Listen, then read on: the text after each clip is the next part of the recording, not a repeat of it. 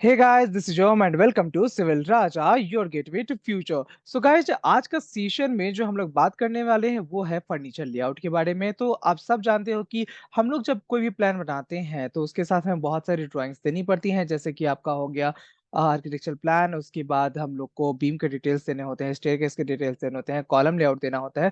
लेकिन जब हम लोग का ये सब कुछ कंप्लीट हो जाता है और हमारा कंस्ट्रक्शन स्टार्ट हो या ना हो, अल्टीमेटली हमें अपने क्लाइंट को एक और ड्राइंग देनी होती है जो कि होती है फर्नीचर लेआउट। तो फर्नीचर लेआउट बनाना बहुत ही आसान हो जाता है और इसका बेसिक रीजन है क्योंकि हमारे पास ऑलरेडी सारे फर्नीचर जो है वो इंटरनेट पे अवेलेबल है। तो ये एक ऐसा ही फर्नीचर है, लिविंग एंड बेडरूम फर्नीचर, जो मैंने इंटरनेट से डाउनलोड किया है। और आपको ये सब नहीं करना है क्योंकि आपने ज्वाइन किया है बिल्डिंग प्लानिंग की कोर्स को, और इसलिए मैं आपको ये सारे एक्सेस जो है वो फ्री में देने वाला हूँ। क्योंकि जब आपके पास ये सारे एक्सेस रहेंगे तो आपका जो काम है वो बहुत ही कन्वीनियंट हो जाएगा। उसके बाद जो चेंजेस कैसे करने होते हैं, किस तरीके से हम लोग को उसको परफेक्ट डायमेंशन में लेना होता है अपने प्लान में, वो मैं आपको आज की क्लास में सिखाने वाला हूँ। तो पहले समझ लेते हैं कि यहाँ पे किस किस टाइप के फर्नीचर जो है हमारे इस पर्टिकुलर फाइल में अवेलेबल है, और जो नहीं अवेलेबल है उसके लिए हम लोग क्या अल्टरनेटिव यूज करने वाले हैं। राइट। तो अभी आप देख सकते हो कि यहाँ पे बहुत सारे फर्नीचर से जो हमारे डे टू डे लाइफ में हमारे आर्किटेक्चरल प्लान में यूज होते हैं। बहुत सारे ऐसे भी हैं जो एलिवेशन से रिलेटेड है, और वो तब आपके यूज में आएंगे जब आप एलिवेशन बना रहे हो किसी भी रूम का। लेकिन एलिवेशन के लिए आजकल काफी हाई क्वालिटी सॉफ्टवेयर आ चुके हैं, जैसे कि स्केचअप हो गया, 3ds मैक्स हो गया, रेविट में भी आपका एलिवेशन बनता है। तो वहां बनाना काफी कन्वीनियंट हो जाता है rather than doing the same thing in AutoCAD. Okay. तो हम लोग जो एलिवेशन वाले पोर्शन है उसको यहाँ से छोड़ देंगे, एंड यहाँ से ले चलेंगे अपने प्लान वाले पोर्शंस को, और उसमें से जाके हम लोग वो सारे एलिमेंट्स को पिक करेंगे जो कि हमारे काम के हैं। और उसके लिए आपको जितने भी फाइल्स आपके पास नए नए आएंगे उसको सबसे पहले एनालाइज कर लेना है, उसमें से चीजों को फिगर आउट कर लेना है, कॉपी करके अलग रख लेना है, और फाइनली हम लोग को क्या करना है कि ज- अपना एक खुद का फाइल बना लेना है जिसमें कि हम लोग के यूज वाले सारी चीजें जो हैं वो अलग से सेफ बनी रहे। राइट। तो ये सारी चीजें करने के बाद, जैसे कि इस पर्टिकुलर फाइल में से मैं कुछ कुछ चीजें यहाँ पे कॉपी कर रहा हूँ, और ये सब करके मैं अलग से इसको सेव कर लूंगा। और उसके बाद जब नेक्स्ट टाइम मुझे यूज करना होगा ना, तो मैं अपने फिल्टर्ड फाइल्स या फिर फिल्टर्ड इमेजेस में से ही कुछ चीजें जो है वो पिक करूंगा और उसको यूज करूंगा। ओके। तो इसको करने के लिए सबसे पहले क्या करना है, सिंपली सेम चीज को कॉपी कर लेना है एंड उसको ले जाके अपने किसी फाइल में पेस्ट कर देना है, एंड वहां पे जाके उसको कर लेना है स्केल, ताकि जो भी चीजें हैं वो एक प्रॉपर स्केल में आ सके। क्योंकि नॉर्मली जब हम लोग इस तरीके से काम करते हैं ना, तो जो फर्नीचर लेआउट मिलते हैं वो सब अलग ही एक स्केल में होते हैं, वो परफेक्ट स्केल में नहीं होते हैं। तो फीट एंड इंचेज ये सब के हिसाब से हम लोग को उसके सारे स्केल को चेंज करना होता है, जैसे कि अभी यहाँ पे चेंज हो चुका है। और उसमें भी क्या होगा कि आपका हर एक फर्नीचर अचानक से चेंज नहीं हो जाएगा। आपको उसके बाद सब फर्नीचर्स को एक प्रॉपर अलाइनमेंट देना होगा, और यस कह सकते हो कि प्रॉपर स्केल देना होगा, जिसके लिए कि हम यूज करने वाले हैं अलाइन कमांड को। ओके। तो यहाँ पे दो कमांड्स काफी ज्यादा यूज होने वाले हैं इस पर्टिकुलर सेशन में, एक है स्केल कमांड और दूसरा हो जाएगा अलाइन कमांड। ओके। तो चलिए पहले से यहाँ पे एक सोफा लेके चले आते हैं और उसको देख लेते हैं कि इसका अलाइनमेंट, या और ये कह सकते हैं इसका डिस्टेंस कितना है। तो हम लोगों ने देखा कि इसका डिस्टेंस था 5 फीट 10.5 इंचेस, लेकिन ये होना चाहिए 5 फीट। तो मैंने सिंपली अलाइन कमांड का यूज किया और उसको यूज करके मैंने यहाँ पे इसको अलाइन कर दिया। अलाइन कमांड के लास्ट में एक ऑप्शन आता है कि आप इसको स्केल करना चाहते हो या नहीं करना चाहते हो। लास्ट टाइम मैंने इसको स्केल नहीं किया था, अभी मैं इसको स्केल कर देता हूँ, और आप देख सकते हो कि ये परफेक्ट 5 फीट का अलाइनमेंट में आ गया है। उसके बाद आप इसको जो चाहो एक पर्टिकुलर कलर दे दो, और साथ ही साथ ये सब कुछ एक अगर प्रॉपर लाइक ब्लॉक में ना हो तो उसको एक ब्लॉक बना लीजिए, क्योंकि आपको ये सारे फर्नीचर्स तो आगे भी प्रोजेक्ट्स में यूज करना है। इस प्रोजेक्ट में मैं बिल्कुल स्क्रैच से सारे फर्नीचर्स को ले रहा हूँ, लेकिन एक्चुअली जब मैं प्रैक्टिकल प्रोजेक्ट्स करता हूँ तो वहां पे मैं क्या करता हूँ कि दूसरे प्रोजेक्ट से उसको कॉपी पेस्ट कर लेता हूँ, और आपको भी यही करना है ताकि आपका जो काम है वो बहुत ज्यादा आसान हो जाए। अब चलिए सेम काम करते हैं अपने एक सोफा सेट के साथ। तो ये सॉरी एक डाइनिंग टेबल के साथ। तो यहाँ पे मैंने एक डाइनिंग टेबल जो भी मुझे अपने कंप्लीट सेट में से अच्छा लगेगा वो मैंने पिक कर लिया। ऐसा नहीं है कि आपको इसे ही पिक करना है, आपको जो एक पिक करना है आप पिक कर लीजिए। आप एक बार के लिए खुद से प्रैक्टिस कर लीजिए सारी चीजों को, जैसे कि अभी इस पर्टिकुलर क्लास में हो रही है। उस तरीके से आप सारा फर्नीचर अपना अपने हिसाब से पिक कर लीजिए, और उसको एक परफेक्ट डायमेंशन में डाल डाल के उसको यहाँ पे यूज कर लेना है। जैसे कि सोफा सेट का जो 3 सीटर सोफा होता है वो 5 फीट का हो जाता है। डाइनिंग टेबल में अभी मैंने जो डाइनिंग टेबल पिक किया वो हाँ, 6 सीटर है, तो वो जो लेंथ है उसका 5 फीट या 5 फीट 6 इंचेस का होगा ऑलमोस्ट। बेड जो है वो हमारा 6 feet by 6 and half inches होता है, जो विदाउट साइड टेबल्स। ओके, सो ये वाला बेड अगर मैं पिक कर रहा हूँ तो इसको मैं क्या करूँगा, एक डिफरेंट कलर में रख देता हूँ। उसके बाद इसको लाइक 6 फीट पे अलाइन कर दूँगा और इसको एक पार्टिकुलर ब्लॉक बना के उसको मैं यूज़ करने वाला हूँ। फिर मैं अपने बेडरूम में डाल के देखूँगा क्या मेरा बेडरूम इतना बड़ा है कि मुझे साइड टेबल्स की भी ज़रूरत हो। तो ऑब्वियसली मेरे बेडरूम का साइज़ है 10 बाय 12, तो वहाँ पे साइड टेबल्स नहीं चाहिए। तो मैं बाकी पोर्शंस को रिमूव कर दूँगा एंड जो एक्स्ट्रा लेंथ है उसको ट्रिम आउट कर दूँगा। अभी देख सकता हूँ कि मेरा जो बेड का लेंथ है वो कितना है, 6 फीट बाय 8 फीट। तो 8 फीट तो मुझे नहीं चाहिए ना, तो मैं इसको क्या करूँगा, रिसाइज़ कर दूँगा। रिसाइज़ करने के लिए मैंने स्ट्रेच कमांड का यहाँ पे यूज़ किया और मैंने इसके साइज़ को 6 फीट बाय 6 फीट 6 इंचेस कर दिया। ओके, तो अभी ये मेरा परफेक्ट बेड का साइज़ हो गया। तो नॉर्मल बेड का साइज़ जो है वो यही होता है। अगर आप कस्टमाइज्ड बेड बना रहे हो तो 6 फीट बाय 7 फीट का भी बना सकते हो, 6 फीट बाय 8 फीट का भी बना सकते हो या 7 फीट बाय 8 फीट का भी बना सकते हो। अलग-अलग रिक्वायरमेंट के हिसाब से इसके साइज़ेज़ जो है वो वैरी कर सकते हैं। उसके बाद हम लोग को क्या करना है, सिंपली अपने बेड को प्लेस कर देना है और उसको एक प्रॉपर जो साइज़ है वो दे देना है, ठीक है? तो प्रॉपर साइज़ देने के बाद सेम चीज़ हम लोग को अपने डाइनिंग टेबल के साथ करना है और साथ ही साथ डाइनिंग टेबल में ये चीज़ ध्यान देना है कि जिस साइड में आपका वॉल है, उससे एक थोड़ा बहुत डिस्टेंस जो है वो चेयर का रहे, ताकि आदमी उसमें कंफर्टेबली जाके बैठ सके। एंड इसी फर्नीचर लेआउट का जो मेन पर्पस होता है वो यही होता है कि किस तरीके का फर्नीचर हम लोग अपने बिल्डिंग में लगाएँगे, ताकि हमारे पास जो स्पेस है वो प्रॉपर्ली यूज़ हो सके। तो इसी यही हमारा मेन पर्पस होता है एंड इसी पर्पस को सर्व करने के लिए हम लोग ये सब कुछ यहाँ पे करने वाले हैं। ओके, तो अभी आपको और क्या-क्या चीज़ों को ध्यान में रखना है, जैसे कि हमारे बिल्डिंग में और क्या-क्या चीज़ें लगती हैं। पहला तो हो गया लाइक ड्राइंग हॉल के लिए हमारे पास सोफ़ा सेट हो गया, उसके बाद हमारे पास डाइनिंग टेबल भी हो गया डाइनिंग एरिया के लिए। अब जो है हमारे पास और क्या चीज़ें हैं जो यहाँ पे अवेलेबल हैं। या फिर और भी क्या क्या चीज़ें हमें फिक्स करनी होंगी। तो हम लोग जानते हैं कि हमारे पास किचन के कुछ फिक्सेस करने होंगे, बाथरूम के कुछ फिक्सेस करने होंगे, तो ये फिक्सचर्स जो है वो क्या-क्या होते हैं। तो किचन में हमें सिंक लगाना होगा, बाथरूम में हमें टॉयलेट सीट लगाना होगा, तो ये सारी चीज़ें भी हम लोग को यहाँ पे लाके यूज़ करनी है। तो टॉयलेट सीट को आप देख सकते हो ये ऑलरेडी एक ब्लॉक में है, तो मैं इसको बस एक प्रॉपर स्केल में डाल देता हूँ और स्केल में परफेक्टली मैं इसे स्केल कमांड से नहीं ले जा सकता, इसलिए मैं अलाइन कमांड की यूज़ करके इसको एक परफेक्ट स्केल में ले जाके अपने टॉयलेट में प्लेस कर देता हूँ। टॉयलेट सीट को प्लेस करते टाइम आपको ध्यान क्या देना है कि उसका जो डायरेक्शन है वो नॉर्थ साउथ डायरेक्शन में रहे, ईस्ट वेस्ट डायरेक्शन में उससे अवॉइड कीजिएगा। ये आपका रहेगा। तो इस प्लॉट में मैंने इसको डायरेक्शन के साथ प्रॉपर्ली इसको प्लेस कर दिया है।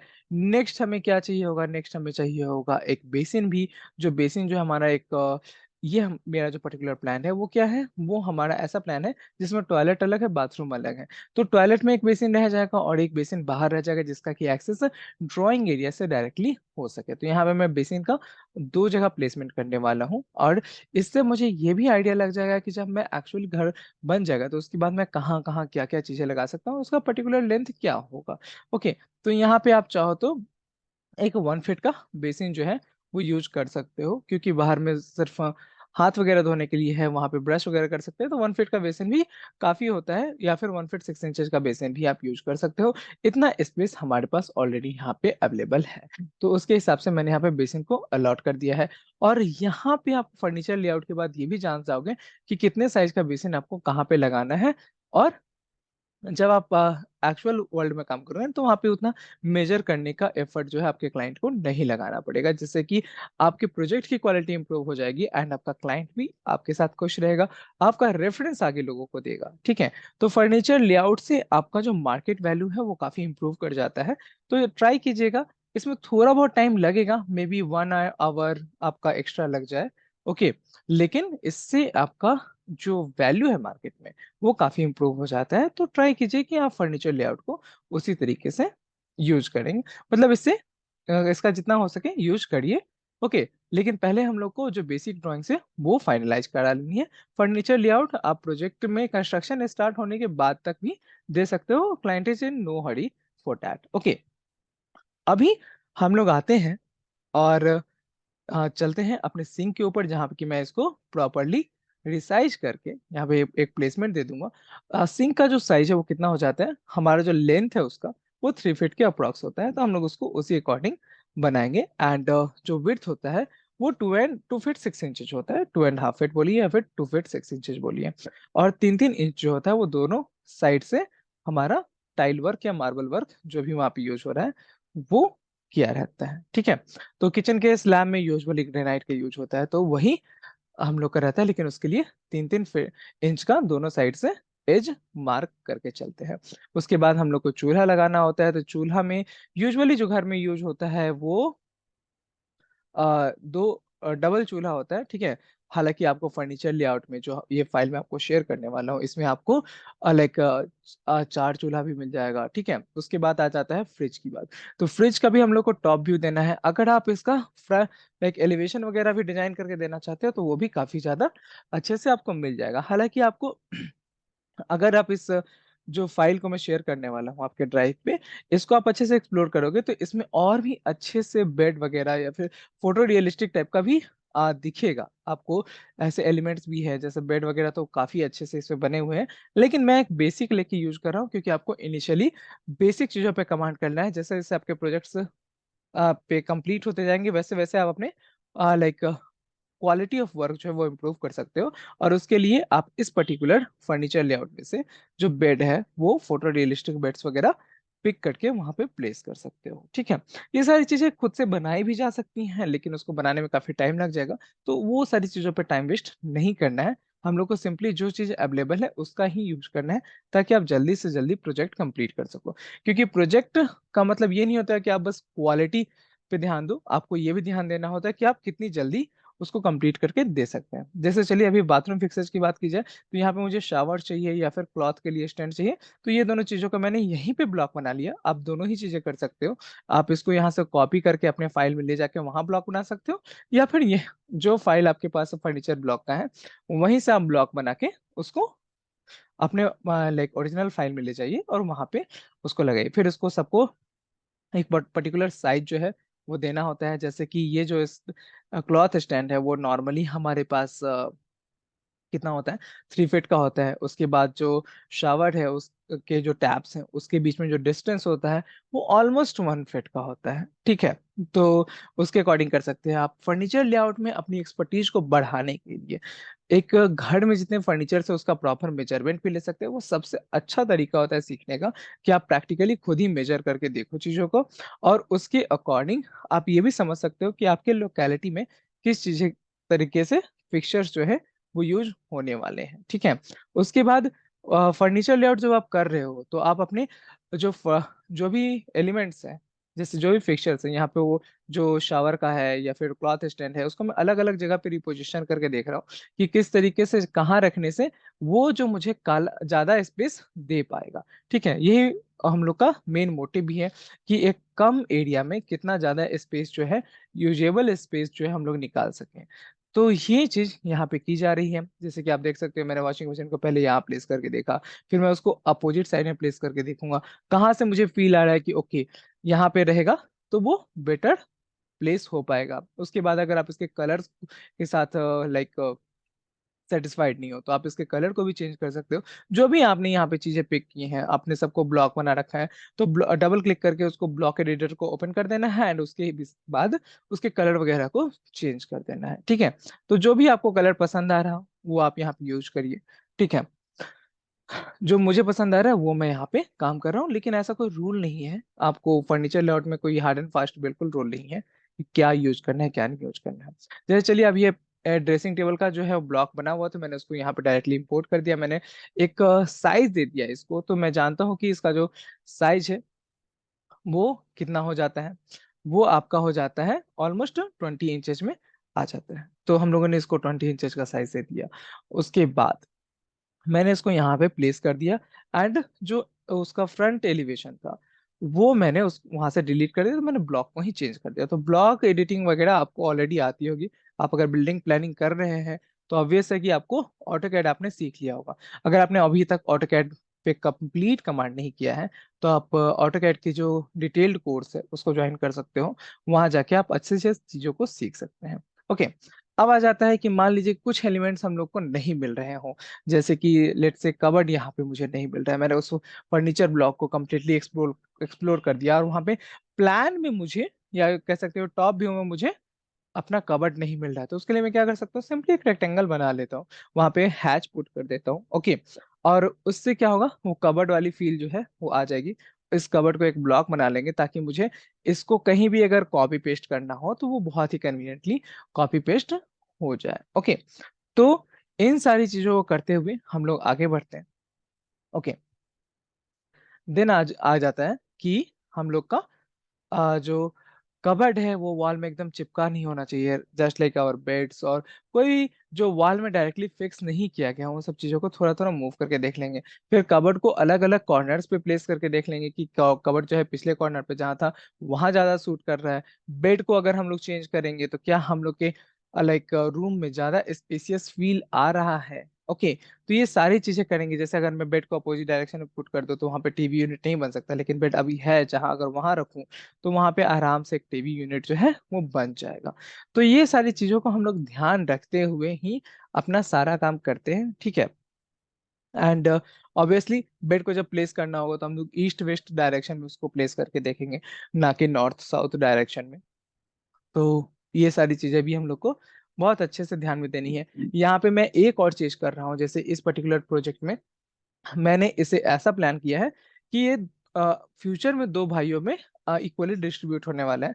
अभी तो यहाँ पे दोनों मतलब भाई कुंवारे हैं तो ऑब्वियस है कि वो लोग साथ में ही रह रहे हैं, लेकिन फ्यूचर में जब उनकी वाइफ्स होगी एंड आफ्टर लेट से 10 years और 20 15 years, तो वहां पे जाके बंटवारा हो तो वहां पे एक लाइन ड्रॉ की गई है। तो इसको मैंने प्लान को इक्वली जो है वो डिवाइड किया है। प्लान को अगर आप प्रॉपरली स्टडी करना चाहते हो, इसके रिक्वायरमेंट किस तरीके से ली गई थी एंड किस तरीके क्या क्या सोच के इसको प्लान किया गया, ये सारी चीजें जानना चाहते हो तो आप व्हाट्सएप ग्रुप में आप मुझे मैसेज कर दो या फिर कमेंट सेक्शन में मैसेज कर दो। मैं आपको डेफिनेटली वो भी एक वीडियो बना दूंगा कि क्यों ये प्लान ऐसा बनाया गया है। ओके, क्योंकि हर प्लान एक अलग रिक्वायरमेंट के अकॉर्डिंग बनाया जाता है, और ये प्लान भी एक अलग रिक्वायरमेंट के अकॉर्डिंग ही बनाया गया है। एंड काफी कंजेस्टेड एरिया था जो हम लोग के पास आया था और उसमें ये प्लान बना है। उसके बाद साइट पे जाने के बाद भी कुछ कुछ चेंजेस हुए हैं इस प्लान में, तो मैं आपको कंप्लीट जर्नी जो है इस प्लान का वो भी बता दूंगा, ठीक है। एंड अगर आपको ऐसा चाहिए तो डेफिनेटली कमेंट कीजिए। अगर आपको ये वीडियो अच्छा लग रहा है तो इसे लाइक कर दीजिए, एंड अपने दोस्तों को बताइए कि ऐसा कोई कोर्स है जहाँ पे आप ये सारी डिटेल्ड चीजें सीख सकते हो। कंप्लीट बिल्डिंग प्लानिंग सीख सकते हो, कंप्लीट ऑटोकैड भी सीख सकते हो। अगर आपको स्टैटप्रो वगैरह की भी क्लासेस करनी है तो वो भी आप हमारे सिविल राजा के ऐप से ले सकते हो। ओके, या फिर आप मुझे पर्सनली कॉल कर सकते हो, नंबर आपके पास ऑलरेडी होगा। फिर भी मैं बता देता हूँ, इट्स 8433248864। ओके, तो चलिए अभी हम लोग आगे बढ़ते हैं और इससे फाइनली प्रिंट वाले स्टेज पे लेके आ चुके हैं। तो यहाँ पे प्रिंट करके देख लेते हैं कि किस तरीके से हमारा जो है वो लाइक कंप्लीट फर्नीचर लेआउट दिखने वाला है। यहाँ पे आप चाहो तो टेक्स्ट वगैरह का कलर चेंज करके देख लो कि उससे बेटर फील आ रहा है कि नहीं आ रहा है। तो मेरे लिए तो हमारा जो ब्राउन कलर था वही अच्छा था। तो अभी मैं इसको फर्नीचर लेआउट को एक डिफरेंट फाइल में निकाल दे रहा हूँ। तो उससे क्या होगा कि यहाँ पे मैं इसको कोई नाम नहीं दूंगा तो एक क्लमजी नहीं दिखेगा, एंड इसको एक प्रॉपर अरेंजमेंट के साथ मैं इसको यहाँ पे प्लेस कर देता हूँ। Okay, so guys that was all for today, and हम लोग मिलते हैं किसी और सेशन में किसी और टॉपिक के साथ। तब तक के लिए अपने दोस्तों को ये कोर्स के बारे में रेफर कीजिए। एंड जो भी हो, अगर आप ये वीडियो यूट्यूब पे देख रहे हैं तो इस वीडियो को लाइक कीजिए, चैनल को सब्सक्राइब कीजिए, एंड हमें ज़्यादा से ज़्यादा प्यार दिखाने के लिए अपने दोस्तों के साथ भी इस वीडियो को शेयर कीजिए। Thank you guys.